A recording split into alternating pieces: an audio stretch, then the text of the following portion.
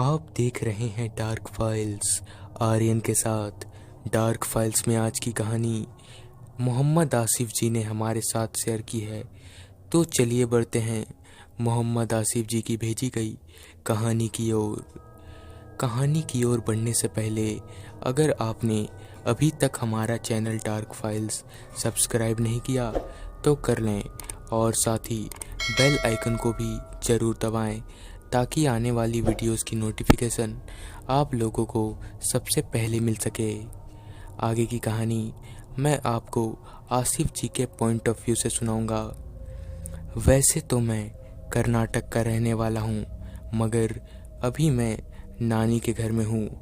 यूं तो मुझे भूत प्रेत पर बिल्कुल विश्वास नहीं था, मगर इस घटना ने मुझे भूत प्रेत पर यकीन करने के लिए मजबूर कर दिया। दरअसल बात कुछ ऐसी थी कि ठंड का मौसम था। हम सभी दोस्त आग तापते हुए हमारे गांव के ही एक कब्रिस्तान की बातें कर रहे थे, जिसमें कि भूत प्रेत दिखने का दावा किया जाता है।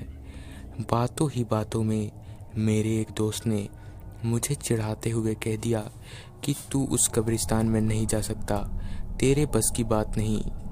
इस पर मैंने अपने दोस्त से कह दिया कि आज रात ही मैं तुम लोगों को उस कब्रिस्तान में जाकर दिखाऊंगा।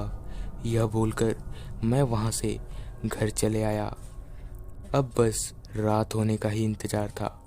रात होते ही शर्त अनुसार मैं अपने मामा की साइकिल लेकर कब्रिस्तान की ओर निकल गया। मैं साइकिल कब्रिस्तान के बाहर खड़ी कर दी और टॉर्च लेकर कब्रिस्तान के अंदर चला गया। कब्रिस्तान के अंदर जाते ही एक अजीब सी आवाज़ ने मुझे बेहद डरा दिया। दरअसल वह आवाज़ किसी जंगली जानवर की थी। अब कब्रिस्तान का माहौल डरावना होने लगा था।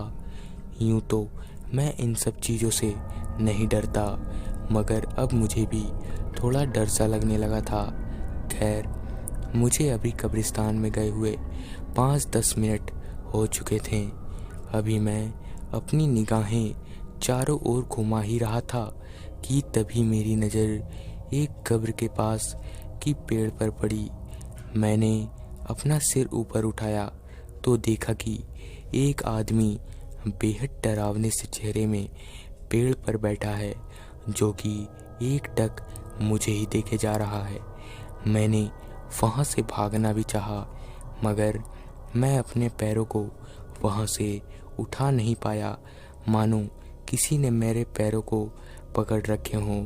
इसी बीच वह आदमी पेड़ से गायब होकर मेरे पास आ गया और कहा कि तेरी मौत तुझे यहाँ ले आई है। इतने में ही मेरे मामा और नानी वहाँ पहुँच गए।